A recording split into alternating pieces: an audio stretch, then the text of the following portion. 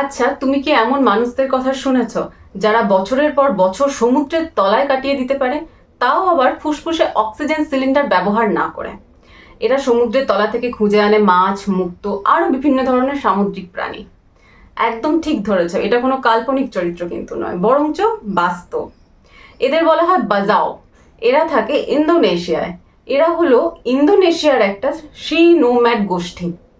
আশ্চর্যজনকভাবে এরা বিজ্ঞানকেও চ্যালেঞ্জ করে বছরের পর বছর তাদের গোটা জীবনটাই জলের তলায় কাটিয়ে ফেলেছে।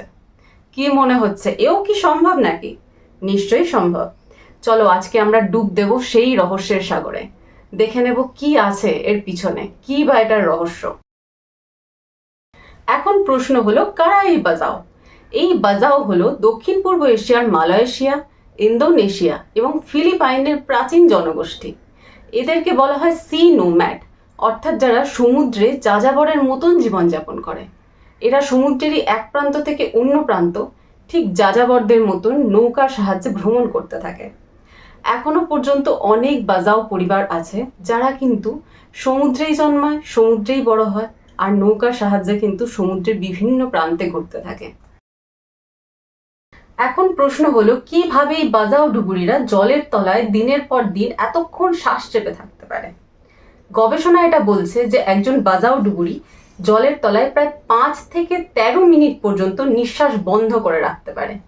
গবেষণা এটাও বলছে যে একজন বাজাওয়ের স্প্লিন বা প্লিহা সাধারণ মানুষের চেয়ে প্রায় 50% বড় হয়, যার কারণে যখন এরা জলের তলায় যায় অনেক বেশি পরিমাণ অক্সিজেন রিলিজ করতে পারে এদের স্প্লিন বা প্লিহা, যে কারণে তারা কিন্তু অনেক বেশি সময় পর্যন্ত জলের নিচে কাটাতে পারে। কিন্তু কিভাবে এটা সম্ভব হলো? এটা মনে করা হয় যে দিনের পর দিন, বছরের পর বছর, প্রজন্মের পর প্রজন্ম ধরে তারা এটাকে অভিযোজন করে ফেলেছে। এটা কিন্তু জেনেটিকভাবে তাদের মধ্যেই রয়েছে। 2018 সাল সেল জার্নালে প্রকাশিত হয় বাজাওদের নিয়ে একটা গবেষণা, যেখানে বিজ্ঞানীরা জানান যে এই বাজাওরা হলো মানব সভ্যতার বিবর্তনের একটা জলজ্যান্ত প্রমাণ। তারা এটাও বলেন বাজাওরা কিন্তু জলের তলায় যাওয়ার জন্য কোনো রকম কৃত্রিম ডাইভিং গিয়ার ব্যবহার করে না। একটা হালকা গগলস আর এক টুকরো হারপুনি নাকি যথেষ্ট জলের তলায় প্রায় 20 থেকে 30 মিটার নিচে যাওয়ার জন্য। তারা এটাও বলেন এই বাজাওরা নাকি মাত্র 4-5 বছর বয়সেই ভীষণ রকম দক্ষ হয়ে যান এই ডাইভিং এর জন্য। কি খুব জানতে ইচ্ছে করছে তো বাজাওদের জীবনযাত্রা কিরকম? জলের তলা থেকে মুক্তো খুঁজে আনা, অক্টোপাস শিকার বা মাছ ধরা, এগুলোই কিন্তু বাজাওদের মূল জীবিকা। জলের ওপরে খুব হালকা কাঠের তৈরি ভাসমান বাড়িতে বাস করে এরা।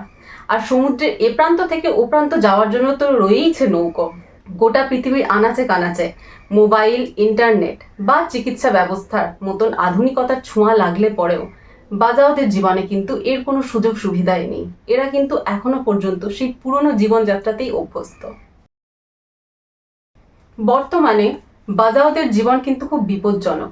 এই বাজাও সভ্যতা কিন্তু প্রায় বিলুপ্তির পথে। বর্তমান সরকারের ভূমি নিয়ন্ত্রণ নীতি, পরিবেশ পরিবর্তন আর সাগরের পরিবেশ দূষণের ফলে কিন্তু এই বাজাও সভ্যতা ধীরে ধীরে হারিয়ে যাচ্ছে। বাজাওরা কিন্তু তাদের ওই ঐতিহ্যময় জলজীবন ছেড়ে চলে যাচ্ছে বিভিন্ন শহরে, বিভিন্ন গ্রামে বা বিভিন্ন জায়গায় তাদের নিজের জীবনধারাকে সহজতর করার জন্য। তাই বাজাও সভ্যতা কিন্তু প্রায় বিলুপ্তির পথেই বলা যায়। বাজাওদের জীবনযাত্রা আমাদের শিখিয়ে দিয়েছে কিভাবে প্রকৃতির সাথে একাত্ম হয়ে যেতে হয়, যেখানে কিনা বিজ্ঞান পর্যন্ত পৌঁছতে পারে না।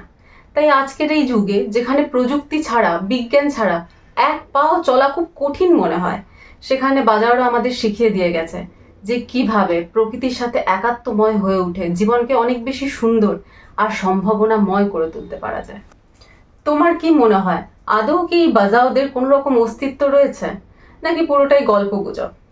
অবশ্যই কমেন্ট বক্সে লিখে জানাও তোমার মতামত, তোমার ভাবনা চিন্তা, তোমার ওপিনিয়ন। আর যদি এরকম আরো অনেক রহস্যময় ঘটনা বা ইতিহাস জানতে চাও, তাহলে অবশ্যই সাবস্ক্রাইব করো আমাদের চ্যানেল অজানা রহস্যের খোঁজে। আর ভিডিওটা ভালো লাগলে অবশ্যই আরো বেশি বেশি করে শেয়ার করো।